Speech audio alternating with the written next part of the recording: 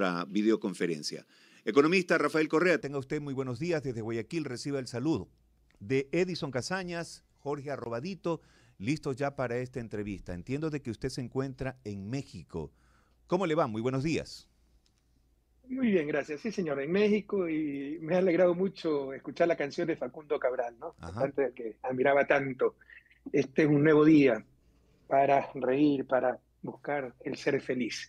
Bien, sí, muchas gracias por esta entrevista y a través pues, de Radio Huancavilca, un inmenso abrazo a Guayaquil y a la patria entera.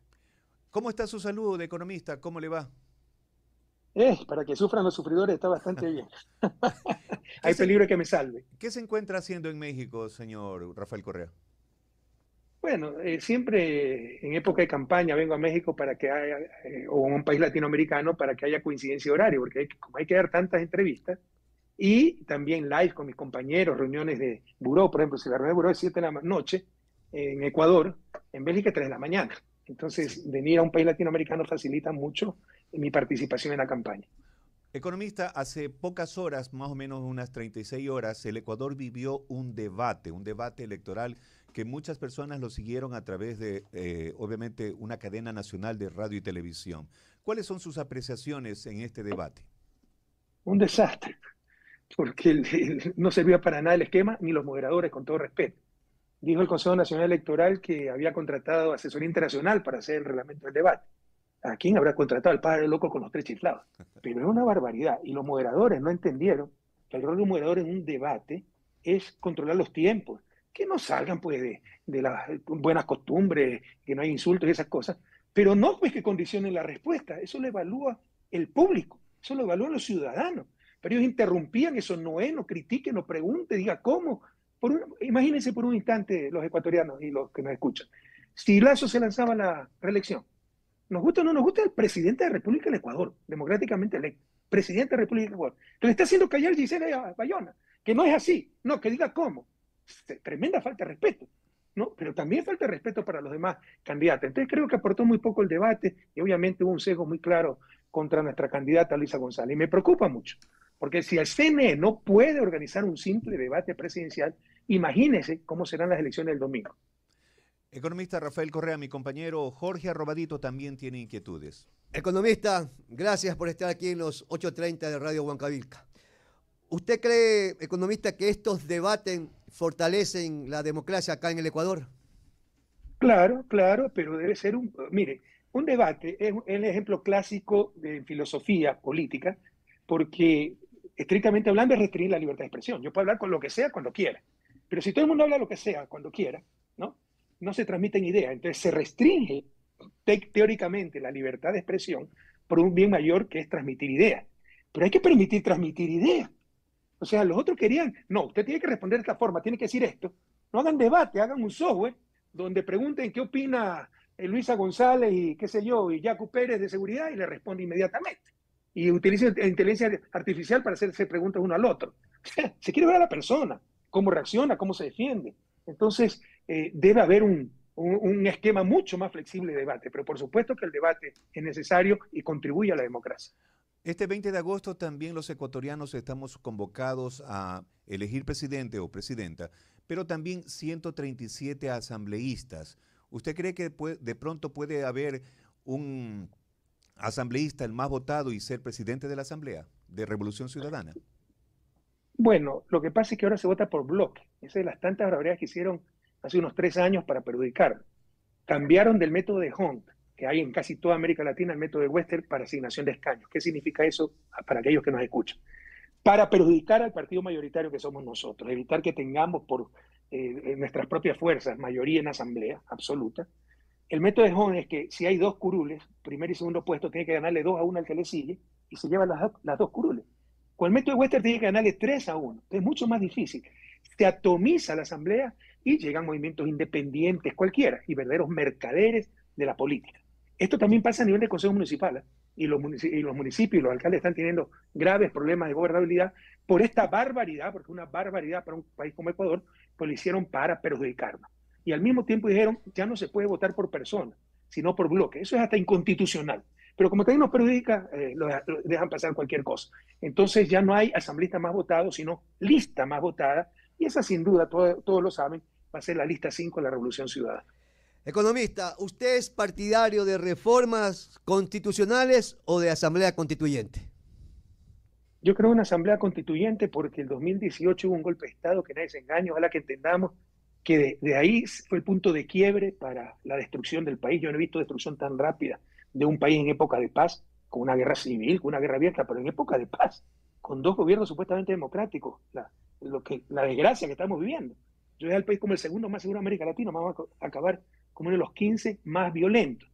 Esto empezó cuando destituyeron a Jorge Glass y lo metieron preso. Hoy todo está nulo. Hoy se sabe que Jorge Glass fue una víctima. Y continuó con el golpe de Estado del Trujillato, los transitorios, destituyeron hasta Corte Constitucional.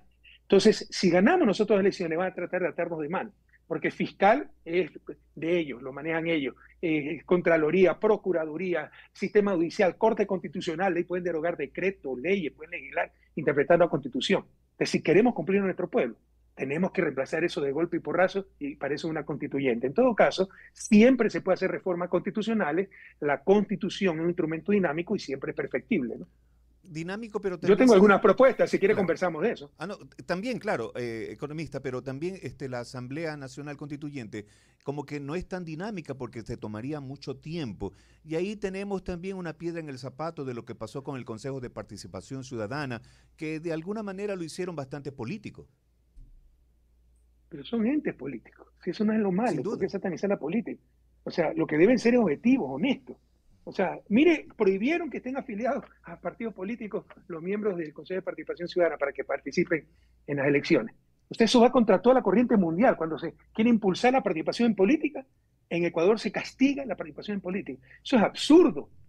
Y no entendemos lo que es la honestidad intelectual. La honestidad intelectual es que pese a mi ideología, pese a mi gusto y preferencia, yo analizo y imparto justicia objetivamente. Quién es culpable, quién es inocente, si soy un juez, o en el caso de un concurso del Consejo de Participación, puede estar concursando mi amigo, mi peor enemigo, y a ojos cerrados veo quién tiene más méritos y ese sale electo, ¿no? Entonces, no, la calentura no está en la sábana. Necesitamos gente con valores, con honestidad intelectual, no apolítica, eso no existe. Todos tenemos prejuicios, no existe la neutralidad, y gracias a Dios no es necesaria. Lo que debe existir es la honestidad intelectual, que pesa nuestra no neutralidad, pesa nuestros juicios, prejuicios, pese a nuestros gustos y disgustos, elegir objetivamente, cumplir con nuestro deber. Economista, ¿cuáles serían sus propuestas a la constituyente? Hay muchas, pero por ejemplo una, el vicepresidente iría a la asamblea, sea el presidente de la asamblea, como en Estados Unidos y en otros países, para dar mucha mayor estabilidad y gobernabilidad. Se imagina, ¿no? Se elige presidente y vicepresidente, pero ahorita el vicepresidente tiene las funciones que le asigna el presidente. Pero en este caso tendría constitucionalmente la función de presidir la asamblea. Y de pronto 2 cámaras, como había antes, economista, que es una de las propuestas. Eso es una barbaridad. No, eso no le gusta. Esa cosa. Pero es más burocracia, más trabas, más complicaciones, hace ingobernable al país. Necesitamos ejecutividad. En democracia, pero ejecutividad, que el país pueda avanzar, son las novelerías de siempre. Pero de pronto una sola cámara es más que suficiente. ¿No sería de pronto disminuir asambleístas, como hubo alguna propuesta, que sean senadores, pero como más doctos, algo así? Mire, cualquiera dice cualquier cosa. 137 asambleístas no es un número altísimo. Tenemos cámaras en América Latina de 500 asambleístas. Tenemos bicameralidad como en Brasil, claro. Es un país mucho más grande, pero las cámaras son gigantescas, ¿no? 500, 700 creo que tiene el Congreso. Entonces, tenemos una representación bastante razonable, bastante adecuada. El problema no está ahí. El problema, por ejemplo, es con el método de Western, atomizaron la asamblea, ya no hay grandes partidos que pueden conversar, pueden ponerse de acuerdo, sino una serie de asambleístas dispersos que venden su voto pues, a la mejor propuesta, como pasó en el periodo de Lazo. Y así se vuelve ingobernable y la asamblea pierde prestigio, ¿no? Y por eso los niveles de apoyo que tenía la asamblea. Pero la calentura no está en la sábana. O sea, se necesita una asamblea en democracia. Y 137 representantes es una cifra razonable y creo que la representación es razonablemente hecha también. ¿Dentro de esas reformas propondría, por ejemplo, la reelección indefinida? Yo sí creo ahora en la reelección indefinida. Al principio tenía mis dudas. Nada de lo que ha pasado ahora, reflexione por un momento, pueblo ecuatoriano, nada de lo que no ha pasado hubiera ocurrido si hubiesen tenido el terror de que yo hubiese podido regresar como presidente. Ni la milésima parte de lo que han hecho, ¿no? Entonces, primero me bloquearon a mí con una consulta mañosa, nos liberamos de Correa, no solo le impedimos ser nuevamente presidente, sino que le hemos impedido regresar a su patria, lo condenamos por influjo psíquico, le quitamos derechos políticos, ahora sí la feria de la alegría nos llevamos el país en peso. Por un instante piense, si yo podía volver a ser presidente de la República, no hubieran hecho ni la milésima parte de la destrucción que han hecho. Pero ustedes también criticaban la continuidad, el continuismo. ¿Cuál es la diferencia ahí, economista?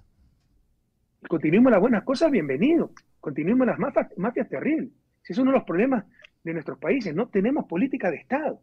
Por odio a Correa destrozaron lo más elemental. Las escuelas del milenio dijeron que eran malas, que eran buenas las escuelas unidocentes. Y muchos aplaudieron eso. Las cocinas de inducción. Y por supuesto la institucionalidad. Y hoy lloramos lágrimas de sangre porque, entre otras cosas, destruyeron la institucionalidad de la seguridad. Ministerio de Correa de Seguridad. No, lo hizo Correa, elimínalo. Coordinaba las comisiones de frontera para capturar droga en la frontera en coordinación con Colombia. Coordinaba Fuerzas Armadas, Policía, ECO 911, el Sistema de Inteligencia del Estado. Lo destrozaron.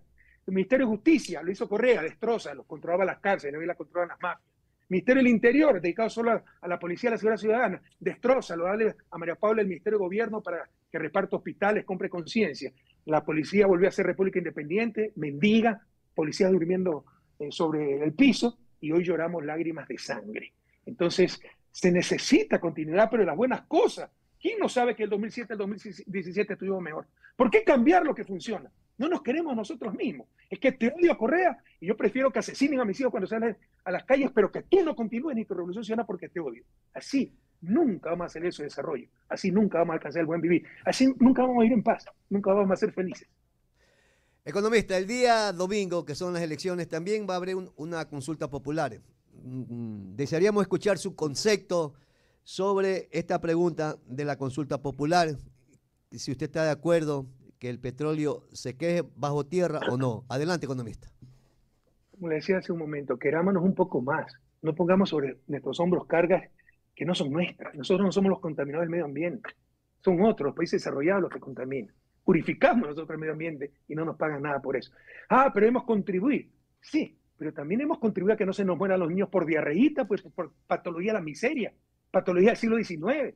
Tenemos que contribuir para tener medicina en los hospitales, libre. ¿Dónde sale ese dinero? No que hay otras alternativas que las digan, que hay que superar el extractivismo, por supuesto, pero eso no se hace en el corto plazo, pues. Es como si se está ahogando y se agarra un madero. No, no es un madero que debemos agarrarnos, sino de un bote. Claro, construye el bote, pero no sueltes el madero, pues mientras tanto te ahogas. Entonces, nosotros nos hemos dado libertad, porque fue una trampa contra nosotros también esa consulta, porque yo autoricé la explotación del Yasuní, ¿no? Libertad a nuestros militantes. Yo voy a votar no, porque no merecemos hacernos ese daño. Ya está la intervención, extraordinariamente bien hecha, como lo ofrecimos. 250 hectáreas afectadas de 1 millón de hectáreas. La gente no entiende esta cifra. Es como si tengan $1.000 y estén gastando 25 centavos. Escúcheme, pueblo ecuatoriano. Es como si tuvieran $1.000 dando 25 centavos. Eso es lo que se está afectando en Yasuní. De 1 millón de hectáreas, 250 hectáreas. No es verdad que el petróleo en la selva. Eso es mentira, es una falacia. Y lo peor es que ya está pues intervenido ahí. No solo eso, de ganar el sí hay que retirar esas instalaciones y eso nos cuesta como $500 millones que nadie dice dónde han venido. Ustedes dicen en el debate, por ejemplo, Yaco, cómo torturó las cifras, destrozó las cifras. No, pero $1.200 millones anuales es ingreso bruto. Solo renta, lo que le queda de utilidad está en 128 millones. Primero no es cierto, le quedan de 400 a 600 millones. Pero suponiendo que sea cierto, 128, 200 millones. 1.200 millones de ingreso bruto, 200 millones para el Estado, los otros 1.000 millones, ¿quién? ¿Dónde van? Se los fuman los marcianos. Esos 1.000 millones es lo que se paga para la guardianía, se le paga a la señora que lleva la comida, se le paga a la empresa de servicios petroleros y ya no va a haber pues esa actividad económica. Y esos 1.000 millones que ya no entran en la economía, porque ya no existe esa actividad económica, no son 1.000 millones. Como esa señora compraba en una tienda, el tendero pagaba arriendo, el dueño de la casa se iba a un hotel, le pagaba al dueño del hotel, él pagaba a los meseros en el restaurante, etcétera. Se convierte en 3.000, 4.000 millones de dólares perdidos en el flujo circular de economía y en miles de puestos de trabajo perdidos. Entonces, esa es la realidad y la gente no sabe lo que habla y nos hacemos el harakiri. Querámonos un poco nosotros mismos, hagamos bien las cosas como le hicimos.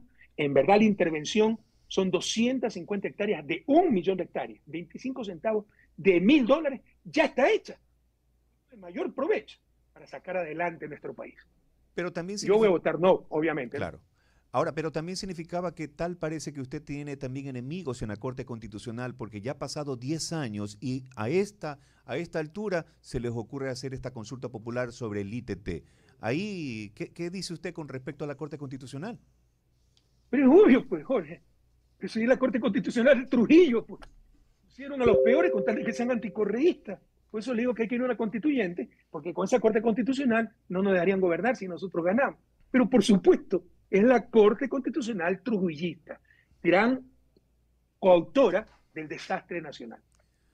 Ahora, economista, sin duda alguna que ha pasado mucho tiempo, y esto con respeto, obviamente, siempre ha habido la falta de liderazgo en nuestro medio, básicamente en la parte ejecutiva.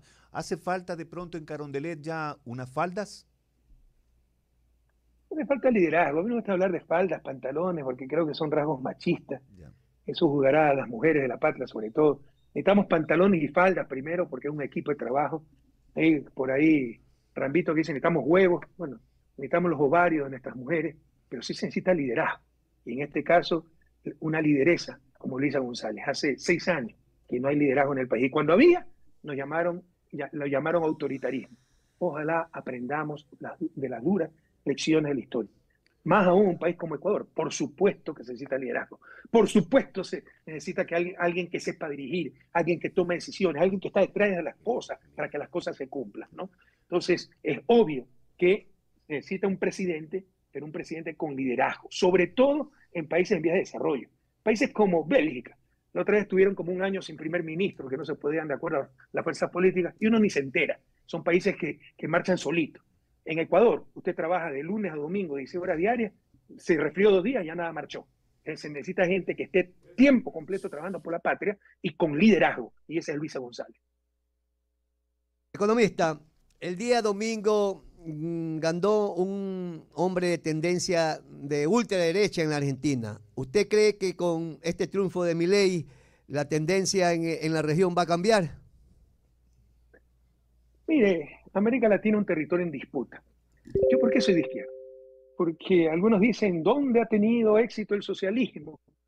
La pregunta pertinente en América Latina es ¿dónde ha tenido éxito el capitalismo liberal? Llevamos 200 años como un sistema capitalista liberal y seguimos en su desarrollo.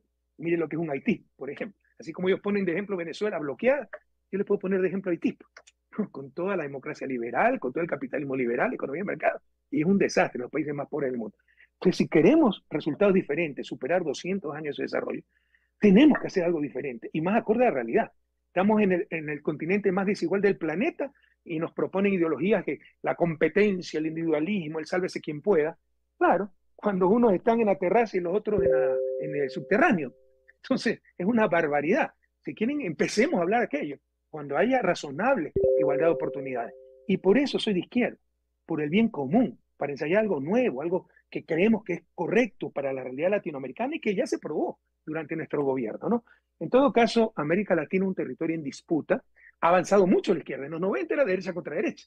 Acuérdense las 3 segundas vueltas en Ecuador de los 90, todo era derecha contra derecha. Ahora somos la principal fuerza política y tienen que boicotearnos de todas las formas, ¿no? Y lo mismo en otros países, ¿no? Sin embargo, sí, puede haber un triunfo de la derecha en Argentina porque ha tenido muchos problemas el gobierno de Alberto Fernández, así como en otros países, ¿no? Ojalá, bueno, el caso de Milei es un caso extremo, él es libertario, que a nivel económico se traduce en anarcocapitalismo, no creen en el Estado, creen que tiene que haber hasta ejércitos privados, que todo debe ser mercancía a la salud, que si uno le da ganas de venderse un brazo lo puede vender.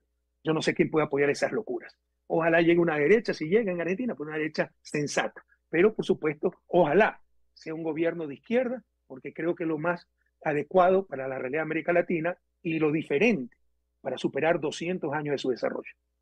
Volvamos al Ecuador y recordemos que el presidente Guillermo Lasso tiene más de 26 años, 26 meses, Dios mío, 26 meses en la administración, pero no se ve la obra estatal.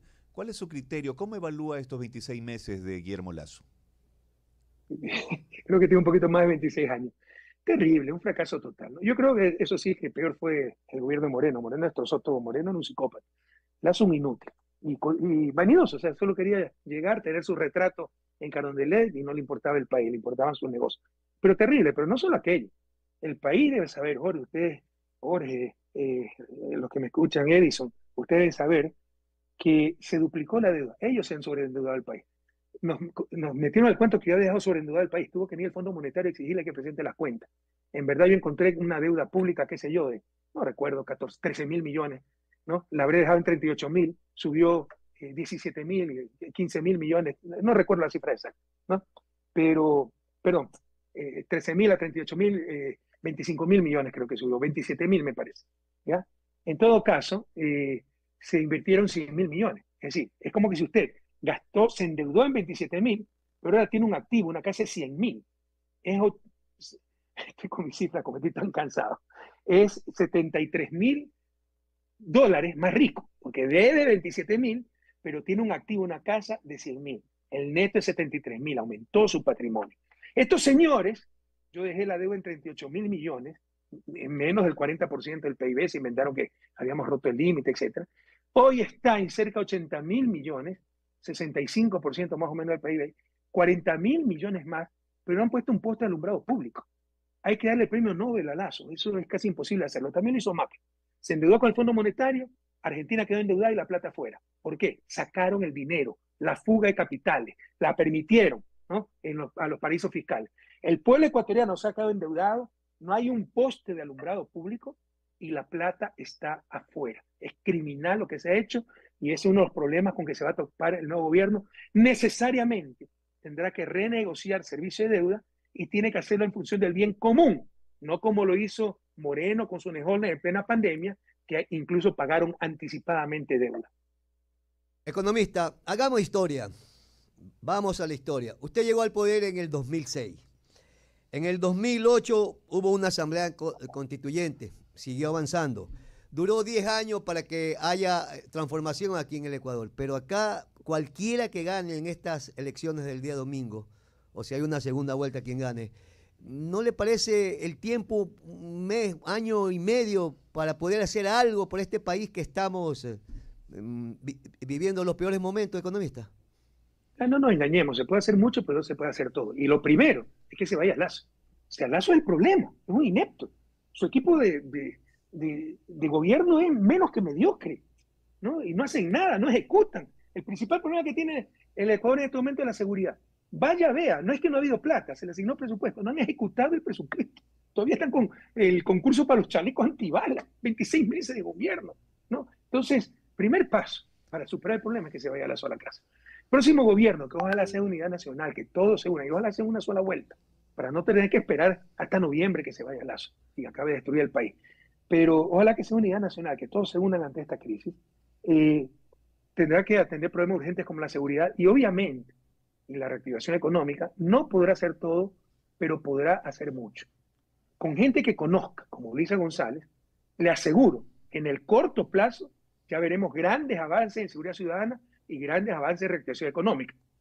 Porque le decía que la plata salió por otro lado, mientras el país estaba endeudado, pero uno de esos lados es a Suiza, donde tienen miles de millones del pueblo ecuatoriano, trabajando para Suiza, cuando deberían estar trabajando para Ecuador, inyectando esos recursos, por ejemplo, en recuperación vial, que es alta generadora de empleo.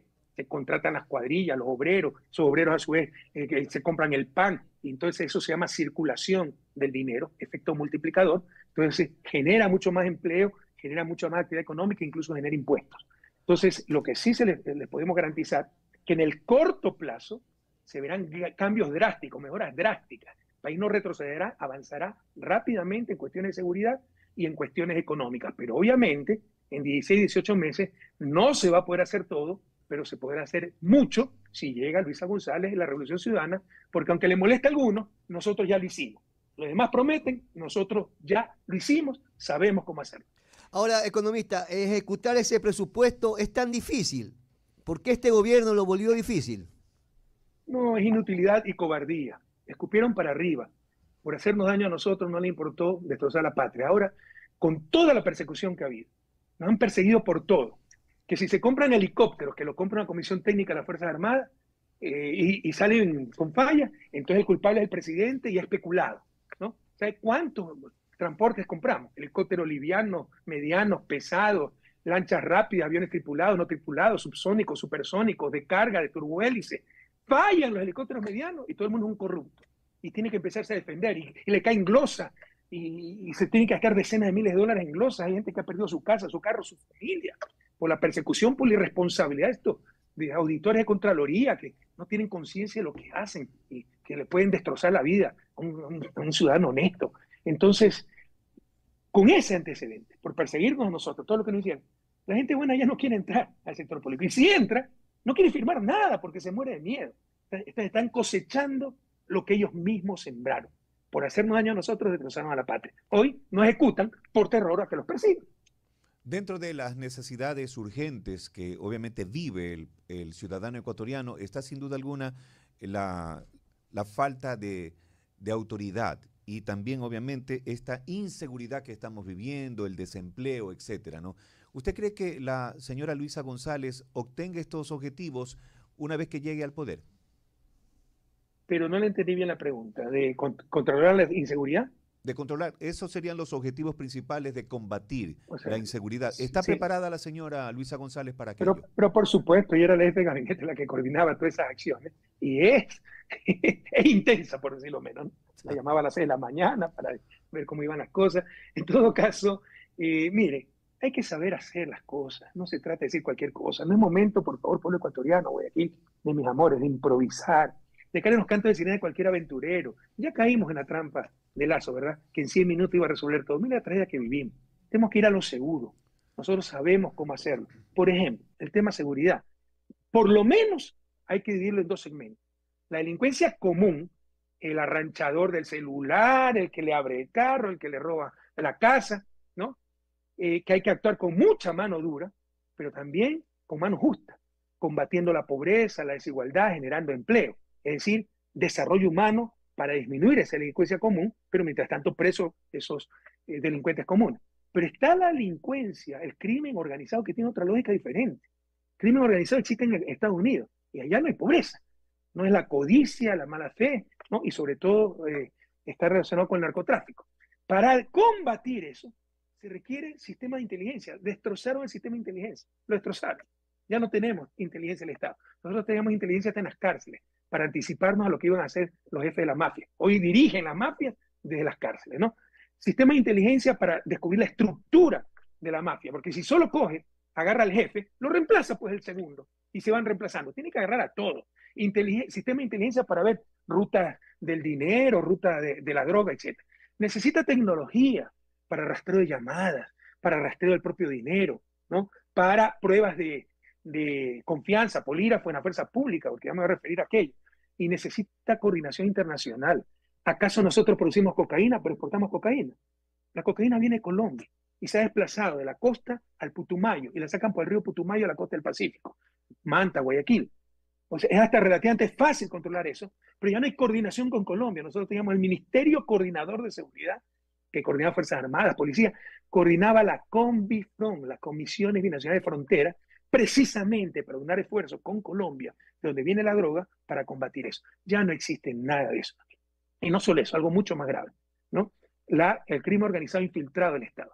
Y eso no había ocurrido en el país, ¿no? Por ejemplo, también se puede coordinar, dicho sea paso, con Europa, que es donde va la droga, ¿no? Ha infiltrado gobierno, ha infiltrado Fuerzas Armadas y Policía. Lo denunció el propio metiche embajador gringo, embajador de Estados Unidos. Hay que depurar Policía, Fuerzas Armadas y, por supuesto, que llegue un gobierno honesto que realmente luche contra la delincuencia común con mucha mano dura y con mano justa, y contra la delincuencia, el crimen organizado con mucha mano dura, pero con inteligencia, con capacidad, no con charlatanería. Pero ahí en esa cadena, economista, le faltó algo, la función judicial. Aquí también estamos fallando mucho en la función judicial, porque se cogen, capturan, pero en 2 o 3 días nuevamente vuelven a las calles, economista. Cosechando lo que sembraron. Por perseguir a Correa, destituyeron 70% de la Corte Nacional. Lo reemplazaron a dedo. No hay uno, no hay dos, no hay tres. Hay 4 informes del relator de Naciones Unidas para la Independencia Judicial diciendo que todo fue inconstitucional y 2 referidos directamente al caso Soborno. Porque a nosotros nos juzgaron con jueces puestos a dedo, que si no nos condenaban, los votaban, ¿ya? Destrozaron el sistema de justicia que se había convertido en ejemplo de América Latina. No me lo contaron. Yo veía cómo venían delegaciones de Perú, del sistema judicial peruano, Uruguay, que es mucho más desarrollado que nosotros a ver nuestra reforma judicial. Destrozaron todo y nuevamente lloramos lágrimas de sangre. Habrá que hacer una reforma judicial, esa otra función del Estado, ¿no? Puede llevarse a consulta popular o poner un consejo de judicatura adecuado que haga esa depuración judicial y recuperar un sistema judicial que en verdad, mira un Saquicena, pues el presidente de la Corte Nacional, es el premio por haberse prestado la mamarchada del caso Soborno, donde me condenó por influjo psíquico y me impidió ser candidato en el 2021 y así hicieron presidente a Lazo. Entonces, sí, hay que reformar también la justicia, que es un desastre. ¿Qué opinión, qué concepto tiene usted sobre los jueces sin rostros? Sí, sí, yo creo que hay que dar ideas. Mire, ustedes me conocen. Grandes males, grandes soluciones, ¿no? Si es que se requieren jueces sin rostro, que haya jueces sin rostro. Si se requiere fiscales sin rostro, fiscales sin rostro. Si se requiere oficiales de policía a cargo de los operativos sin rostro, que estén sin rostro. Porque la otra vez casi matan a un oficial de policía que lo entrevistó la prensa y dijo, sí, yo estoy encargado de este sector, y casi lo matan, ¿no? Entonces, si se necesita también oficiales sin rostro, grandes males, grandes soluciones. Este sistema judicial que definitivamente es corrupto no sintoniza con las necesidades, obviamente, del ciudadano. Como usted dice, ¿no? De pronto le roban un celular en la calle, ¿qué se va a tomar la molestia de denunciar? Pero ahí también viene ese coraje, esa incertidumbre que tenemos los ecuatorianos cuando vemos que, por ejemplo, se sigue escapando ya más de 40 años el combustible, el gas por las fronteras norte, sur. ¿Qué pasa con las Fuerzas Armadas? ¿Por qué no hay un movimiento ahí fuerte para llamar la atención a estas puertas que tenemos de contrabando? Y no hay que liberalizando el precio de los combustibles y va a acabar el contrabando. En verdad continúa el contrabando del gas, es un problema grande, pero se hace lo posible, pero tenemos fronteras bien extensas, escabrosas, difícil de llegar, hay gente que subsiste de esto. ¿Cuál era la solución de largo plazo? Pero no sé si con usted en anterior entrevista hablábamos de la ausencia de políticas de Estado necesarias para salir de su desarrollo, no política de gobierno, política de Estado, que duren a través del tiempo. ¿Cuál era nuestra política? Reemplazar el uso de gas doméstico con cocinas de inducción. Nos sobra energía, no tenemos gas, importa el gas. La energía en las cocinas de inducción, usted pone la mano en la hornilla, no se quema, muy segura para los niños. El gas le explota, se mueren por explosiones de cilindros, por inhalación del gas. Es no renovable, contaminante, ineficiente, porque el 40% del calor se disipa. Prácticamente el 100% del calor en las cocinas de inducción va para la cocción. Es mucho más eficiente. Pero como era de Correa, sacaron hasta una propaganda de Lazo, un guacho diciendo que le había subido la luz. Todavía nadie sabe quién es guacho, fue un actor, ¿no? Pero así es la falta de ética de esta gente.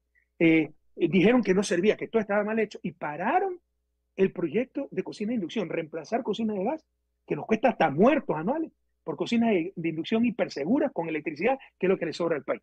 Esas son las soluciones a mediano y largo plazo. Cuando la gente empiece a cocinar con cocina de inducción, se va a requerir mucho menos gas, siempre se va a requerir para comedores populares, etcétera, pero va a ser mucho más fácil de controlar. Pero le insisto, por odio a Correa, todo lo destrozaron.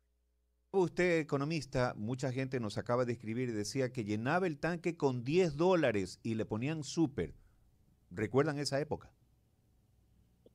Sí, dijeron que si se sacaba el subsidio, y se acaba el contrabando y sigue el contrabando. Y mire, yo creo que incluso hay que ir un paso más allá, ¿no? O sea, yo creo que hay que controlar el precio de los combustibles, no pueden estar al vaivén del mercado, pero debemos de ver un poco más allá. En el 2030 en Europa van a prohibir ya los carros a combustibles fósiles, solo carros eléctricos. Nosotros debemos empezar también con esa iniciativa o vamos a perder nuevamente la carrera del desarrollo de la historia, como ya lo perdimos cuando nos independizamos. Nosotros nos independizamos con pocas décadas de diferencia de Estados Unidos. Ellos son un país desarrollado y nosotros seguimos en su desarrollo. Usted, economista, habla de un Estado fallido.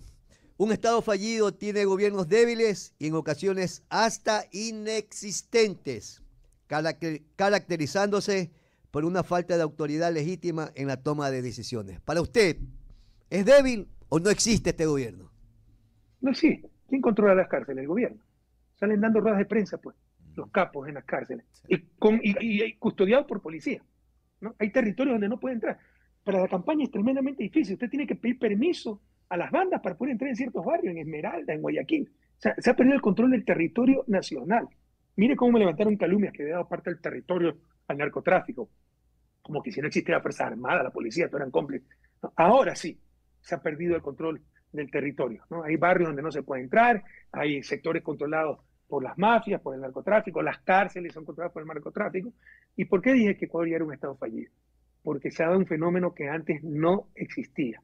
Tal vez en mi gobierno existía crimen organizado. 30 años el país es ruta del tráfico de drogas. Estados Unidos seguramente existe crimen organizado. ¿Dónde se manda la droga? ¿Dónde recibe? Ahora somos el primer proveedor de droga, de cocaína a Europa. Luego reciben los puertos de Bélgica, de Holanda. Allá también hay crimen organizado. ¿Cuál es la diferencia? Allá no se han tomado el Estado. En Ecuador han infiltrado el Estado y por eso yo digo, ya tenemos un Estado fallido. Hay sistemas de inteligencia que usted también dejó. ¿Alguna vez recibió amenazas de muerte, economista? Todos los días yo recibía amenazas de muerte, pero cuando yo la recibí era libertad de expresión, me acuerdo. Me amenazaban por Twitter, Sí. ¿no? Todavía me amenazan por Twitter. Dijo, fiscal Salazar, reacciones, no pasa nada. Cuando me amenazaron en 2011, esta señora Andrea González, que era vicepresidenta de Villavicencio, ahora está de Zurita, mandó un tweet diciendo, todos amenacemos de muerte a Correa para que sepa que todos los queremos matar. O sea, cuando a mí me amenazaban de muerte, era libertad de expresión y había que aplaudir. Cuando otros amenazan de muerte, ahí sí es un delito. Siempre debe ser un delito, independientemente de a quién amenaza. Las circunstancias han cambiado y obviamente ahora lamentablemente lo asesinaron, mejor dicho, a Fernando Villavicencio. Yo sé que a usted no le gusta tampoco evaluar, criticar, pero ¿qué le parece el reemplazo, el señor Cristian Zurita? Más allá de eso, yo creo que pusieron cualquier cosa solo para insultarnos. Ya dijo que hay asambleístas de Revolución Ciudadana que amenazaron de muerte ¿cómo se llama? Villavicencio, y por eso puso una denuncia en fiscalía en abril. Todos los días ponía denuncia Fernando Villavicencio, todo el mundo lo conoce, ¿no? Son ridiculeces, entonces lo pusieron ahí, cualquier cosa, pero para que nos critique y evitar que ganemos en una sola vuelta. Pero yo sí quisiera referirme al asesinato de Fernando Villavicencio, con el cual yo tenía grandes diferencias, inmensas diferencias, insalvables diferencias, pero todos debemos rechazar un brutal asesinato, es la vida de un ser humano.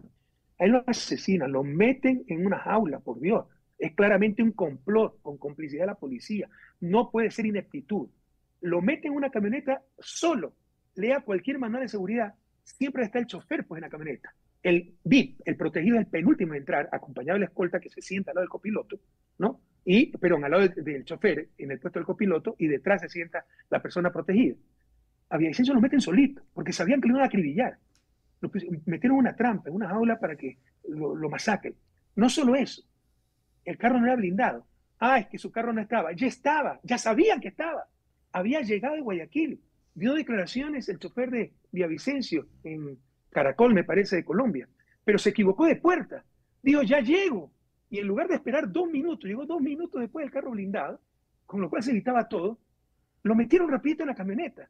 Usted vea cualquier protocolo de seguridad. Cuando meten por un lado a la persona protegida, hay alguien pues del otro lado que se llama el lado débil, viendo que no ven carros con gente armada, es obvio. No había nadie. Y vinieron los sicarios y masacraron. O sea, esto fue un complot, ineludiblemente con participación de la policía. ¿Y para qué?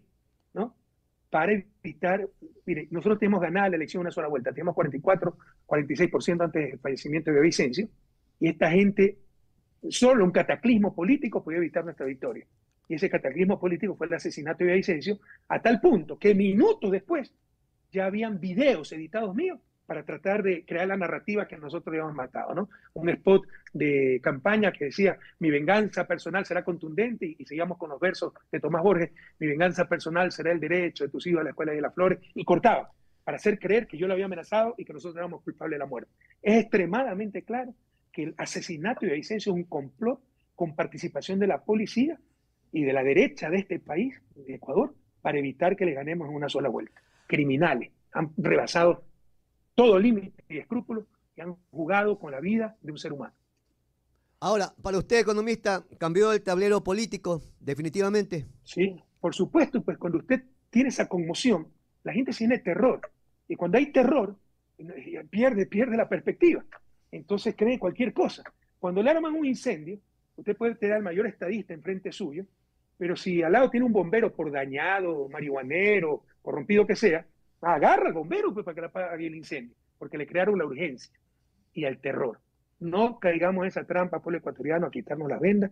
Luisa también puede apagar ese incendio, pero además apagar el incendio, la inseguridad, de pasar del terror a la esperanza, de esta tristeza nuevamente a la alegría. También sabemos cómo dar educación, salud, carreteros, cómo dar universidades, cómo dar becas, cómo volver ese país de los colores, los olores, los sabores, que todos ustedes saben teníamos de 2007 al 2017. Aunque le duele a algunos, nosotros ya lo hicimos, los otros solo prometen. Economista, esta no es una pregunta machista, pero ¿el Ecuador está preparado para una presidenta mujer? ¿Y por qué no? ¿Usted sabe cuántas jefas de hogar hay en Ecuador? Es que muchas ¿Y mujeres no madres votan por mantienen mujer, su familia? economista. ¿Perdón? Las mujeres lamentablemente no votan por mujeres. Eso es otra cosa. Si las propias mujeres no votan por mujeres, ahora que esté preparado el Ecuador para tener una presidenta mujer, por supuesto. Incluso yo creo firmemente que las mujeres son mejores administradoras que los hombres. Por supuesto que está preparado. Otra cosa es si las propias mujeres votan por una mujer o por cualquier que le vende castillos en el aire, ¿no? ¿Usted acepta entonces que es mandarina también? Ah, mucho orgullo. ¿Por qué no? No, no, En no. la casa todos debemos hacer las mismas tareas. No me crié así, ¿no? Mi madre, pues, una mujer tradicional en ese sentido. Mi madre era divorciada, ¿no? No sé, yo me acuerdo que estábamos sentados a la mesa y mi madre nos servía con mi hermana. O sea, le enseñaba a mi hermana a servir, ¿no? ¿Por qué? Debemos borrar ese chip y entender que todos tenemos derechos, que todos debemos hacer las cosas en el hogar, los quehaceres domésticos, que todos debemos tener las mismas oportunidades de sueldo y de puestos de trabajo con los mismos sueldos y salarios. No es que los hombres ganan más, las mujeres menos, no es que el hombre está sentado y la mujer tiene que servir, no es que el hombre va a trabajar y la mujer tiene que dedicarse a los quehaceres domésticos. Entonces, cambiemos ese chip, definitivamente. Sí, descartarlo. Yo también soy mandarina gruesa. Oiga, economista, ¿eso significa entonces, reitera usted, en caso de llegar la señora Luisa González a la presidencia de la República? Lo traicionó y subconsciente, ¿no? Sí. Averigüen quién es Susana, por favor. Luisa González llega a la presidencia de la República, ¿usted no estará tras el poder? ¿Ella va a ser la lideresa? Vea, somos un equipo. Obviamente, como expresidente, de un gobierno que le duela, el más exitoso de la historia, al menos contemporánea del país. Nuestras políticas se estudian en Estados Unidos, en Europa. Yo le puedo enviar estudios del Instituto de Desarrollo Alemán, revisando, analizando nuestras políticas públicas, nuestras políticas fiscales, ¿no? Entonces, obviamente, tenemos algo que decir. Pues la presidenta va a ser Luisa, pero no es una sola, como tanto aventurero que estaba en ese debate. O sea, usted no ve el equipo, es uno solo. Que quiero ser presidente de la República, ¿no? Somos un equipo con experiencia, pero hay una líder, una lideresa, y esa lideresa se llama Luisa González. Economista, ¿usted cree que no es necesario revisar los requisitos para ser candidato a tal o cual dignidad acá en el Ecuador? Mire, eso atenta contra conquistas y luchas históricas, ¿no? Lo que debemos hacer, mire, menores de 18 años no pueden votar, bueno, de 16 a 18 es optativo. O sea, lo que tenemos que hacer es un mejor sistema educativo y que todos entren en ese sistema educativo para que no haya analfabetismo, para que no haya analfabetos funcionales, porque alguien puede graduarse y no saber leer, o si lee, no comprende lo que lee. Entonces, ahí está la cuestión. Formar con mente crítica a nuestra gente, darle una educación de calidad, no cortarle el derecho a votar, por ejemplo, si no tiene un título de tercer nivel, si no sabe leer y escribir, si no ha cursado hasta tal año de bachillerato.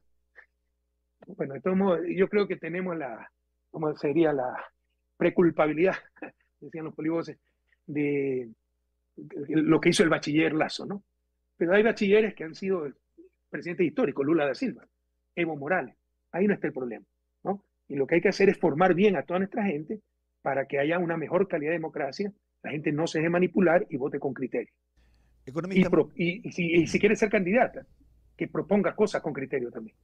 Economista Rafael Correa, mucha gente especula, dice, teme algunos, que de pronto si llega la señora Luisa González a la presidencia de la República, usted inmediatamente vendría al país, pero su situación judicial, ¿cómo va? Muy bien. Mire, ya están destrozados a nivel internacional. Lo que pasa es que todo lo tapa la prensa, pero yo no puedo mandar todos los documentos. Están destrozados. El último desastre para ellos es que en Brasil se anularon todas las pruebas de Odebrecht. A Jorge Glass lo juzgan con las pruebas presentadas en el caso Lava Jato de Brasil, supuestamente coimas que están en los registros de Brecht, y con el testimonio de un testigo también allá, Concienciado Santos, que con el permiso de la fiscalía dio su testimonio en Ecuador y lo involucró a Jorge Glass. Bueno, acaba de anular la justicia brasileña por montadas, dirigidas, falseadas, todas las pruebas. El testimonio de ese sinvergüenza, corrupto, confeso. No existe caso de Brecht. Ya solo es extender, es un trámite a Ecuador para que se anule todo el caso. Es decir, tuvieron 5 años, 4 meses presos a Jorge Glass siendo inocente. Y no solo eso. Con eso le robaron la vicepresidencia. Y ahí empezó la tragedia del país. Imaginen por un instante si Jorge hubiese sido el vicepresidente, cómo se hubiera enfrentado la pandemia y cómo hubiera evitado, por eso lo sacaron, el desastre que crearon, la destrucción, la corrupción, como todos se llevaron en peso, cómo hubiera evitado todo aquello Jorge Glass de la vicepresidencia. Entonces le estamos destrozando a nivel internacional, pero es cuestión de tiempo, porque todo está tomado a nivel nacional, justicia, fiscalía, medios de comunicación, pero pronto será irreversible. O a nivel internacional, cuando salga, por ejemplo, el dictamen de Naciones Unidas, que ya han salido dictámenes previos, contundentes, o a nivel nacional, cuando haya jueces honestos que hagan lo que tienen que hacer. Esa es la parte que también la gente está muy interesada en conocer cómo va su situación judicial a nivel internacional. Entonces, tal parece que ahí va mejorando positivamente para usted ese tema.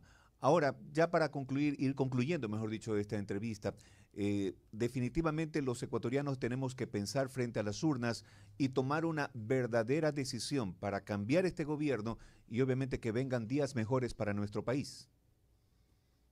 Por supuesto. A ver, pero antes de completar la idea, a nivel internacional hemos ganado todo. Lastimosamente demoran los trámites internacionales. Bueno, en Bélgica le gané todo, hasta me dio el asilo político, le está diciendo Bélgica, el señor es partido político, los corruptos son ustedes. Interpol ya da vergüenza ajena cómo le contestaban los pedidos de alerta, ¿cómo es? Alerta roja, creo que se llama, ¿no? Esto es persecución política. O sea, le han negado todo. Pero lastimosamente, ciertas instancias como Sistema de Naciones Unidas demora, tenía que sacar mi caso en julio, parece que va a salir en marzo del próximo año y será el golpe de gracia porque los destrozaremos a estos tipos y tendrán que responder por tanta persecución. Con respecto a lo que usted me dice, reflexionemos. Gracias a la Revolución Ciudadana tenemos elecciones el 20 de agosto, porque nuestros asambleístas se jugaron el puesto. Nuestros asambleístas vienen de su sueldo, además que tienen asesores, 2, 3. Todos se quedaron sin empleo cuando disolvió el Lazo Asamblea. Pero es gracias al juicio político que impulsamos que se vio obligado a anticipar elecciones y ahora democráticamente nos podemos librar de esa pandemia llamada Lazo. Este 20 de agosto es la oportunidad. Aprendamos la historia. Ya tuvimos la experiencia de un tipo que nos dijo que en 100 minutos iba a resolver todo. Que como era banquero, sabía manejar la economía. Lo que se veía era contar billetes. Y los banqueros están rompiendo récords de utilidades y la economía quebrada, volvió la migración, subempleo, desempleo. Hoy tenemos nuevamente contratistas del Estado, dueños de telecomunicaciones, vendedores de equipos de seguridad que nos dicen cómo resolver la seguridad y los equipos los venden ellos, ¿no? Entonces ya depende del pueblo ecuatoriano caen en esas trampas o no. En todo caso, ellos prometen, nosotros ya lo hicimos, no es momento de improvisación, es momento de certidumbre, este juego del futuro. Es una gran oportunidad con tu voto para en forma democrática, constitucional y sobre todo pacífica, librarnos del Lazo y empezar la recuperación de la patria. Así que de corazón, con más fe que nunca, este domingo 20 de agosto, todito 5, hermano del alma. Oiga, se me estaba quedando una pregunta que no me van a perdonar los televidentes, oyentes que nos están siguiendo por las redes sociales también. Una situación que quedó muy clara, definitivamente se le entendió perfectamente, lo sacaron de contexto, esto pasó por el mes de abril, el tema de la dolarización.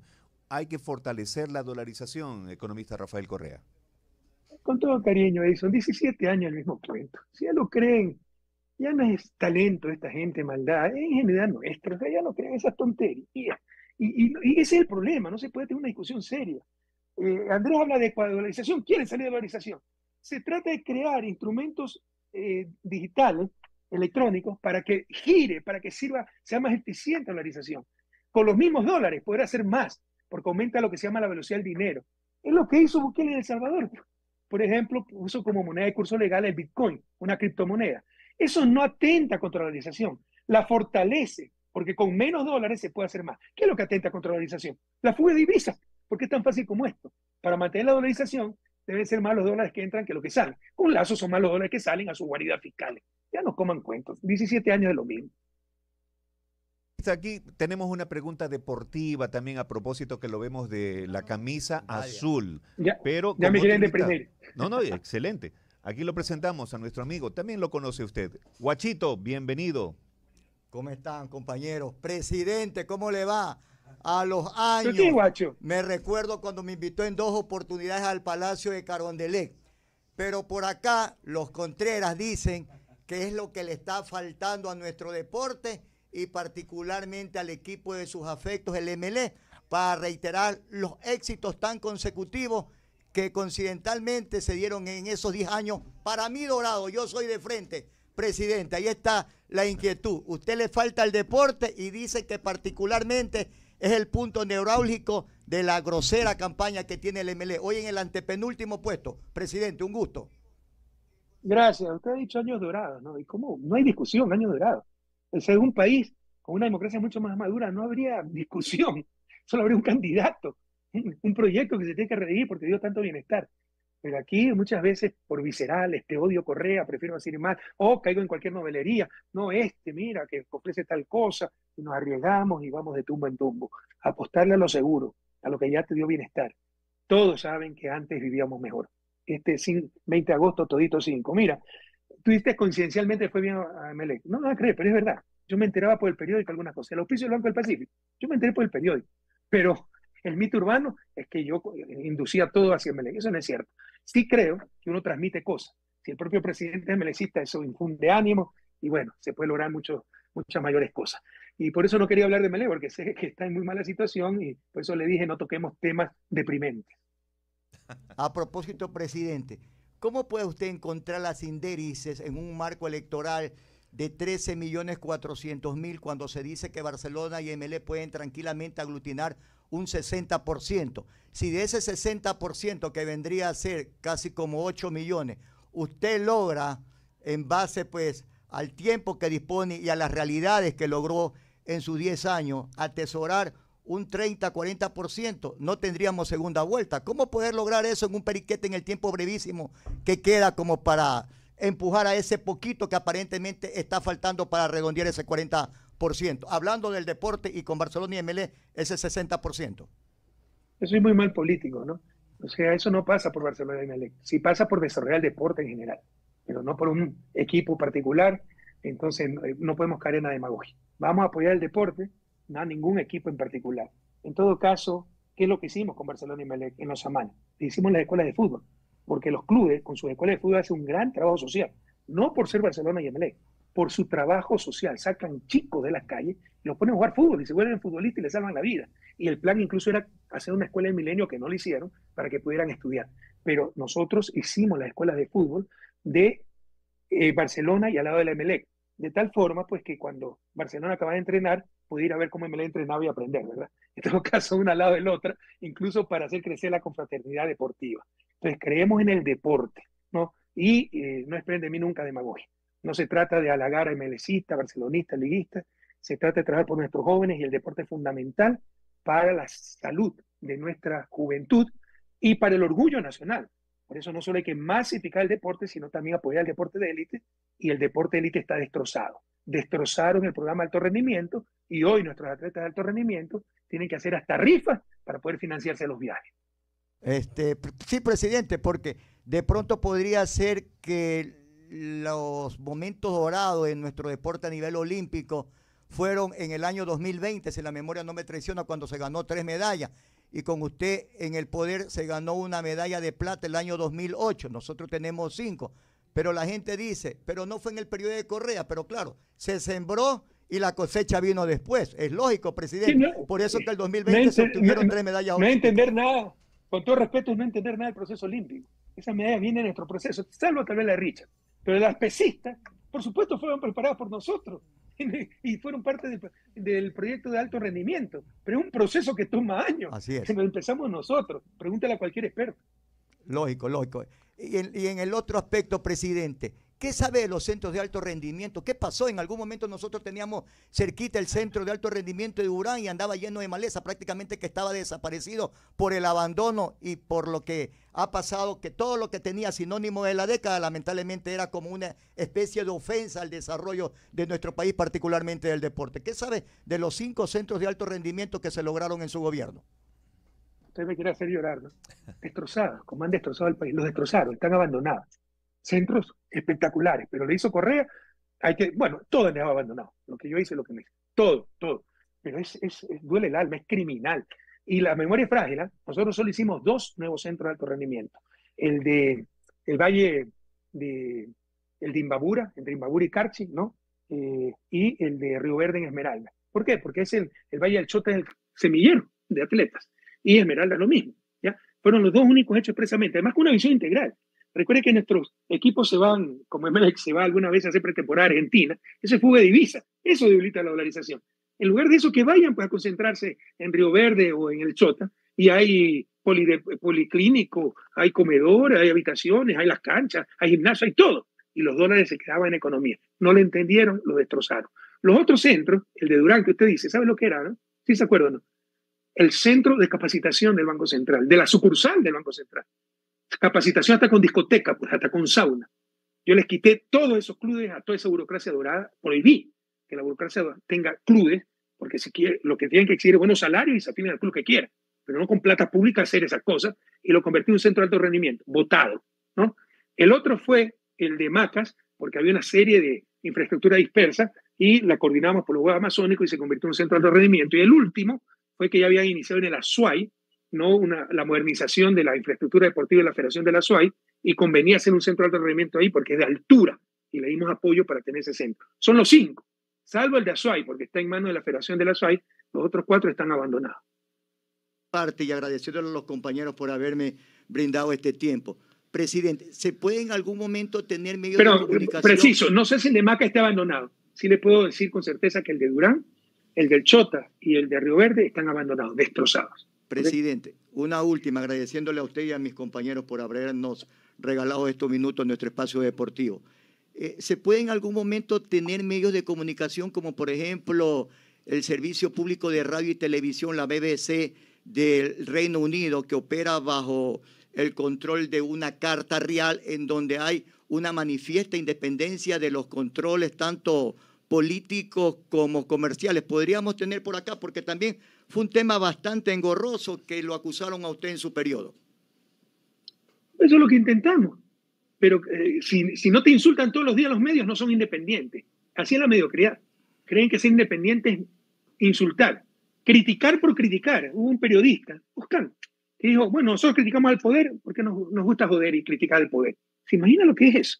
En un país subdesarrollado, donde se requiere tanta unidad, poder legítimo para sacar adelante, para enfrentar a los poderes fácticos, que un periodista diga, no, criticamos al poder porque nos gusta joder, criticar al poder. Entonces, si no nos criticaba Ecuador TV con calumnia, no nos insultaba el Telégrafo, Radio Nacional, es que no eran independientes. Eso es mentira. Usted puede encontrar editoriales muy duros con respecto a mi gobierno. Y si cometimos algún error, bueno, hay que superarlo, pero no maten, no maten la gallina y los huevos de oro, no maten lo esencial. Se requieren medios públicos.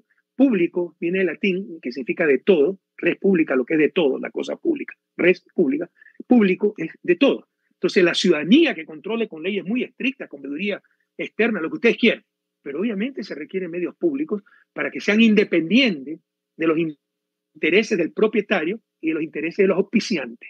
Porque si la banca auspicia, por ejemplo, las diferentes radios, canales de televisión, ¿usted cree que alguna vez se van a atrever a criticar a la banca? No le quiero dar urticaria, pero hay un guayaquileño que está sentado en el sillón de Olmedo, el señor Aquiles Álvarez, es barcelonista. ¿Qué opina usted de él, de la competencia también que ha tomado, asumido con el Parque Samanes? Pues eso lo queremos mucho. Para que no den ni mi espíritu democrático. Apoyé al vicepresidente de Barcelona, el ex vicepresidente. Era un gran alcalde, un querido amigo. No sé si le pasaron, está pidiendo la competencia de Samanes. Samanes también está destrozado. Ni siquiera eso pudo mantener el gobierno. Y ni hace ni deja hacer, porque no pasa la competencia que le está pidiendo no solo la alcaldía, la prefectura también quiere ayudar, y para Marcela eso es algo muy especial porque ya inició el parque, además ella es ecologista y el parque tiene gran impacto ecológico. Ojalá que pronto, si es que ya no lo han hecho, no sé, le pasen las competencias a Aquiles, a Marcela, y rescaten el Parque Samanes, esa obra tan importante para Guayaquil de la Revolución Ciudadana, y que está en una quinta parte.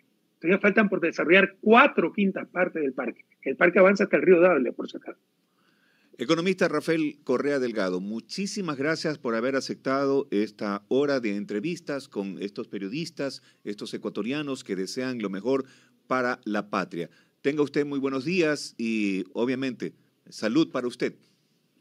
Muchísimas gracias por esta entrevista, me ha agradado de inmensa manera, y un inmenso abrazo a mi Guayaquil de mis amores y a la patria entera. Muchas gracias.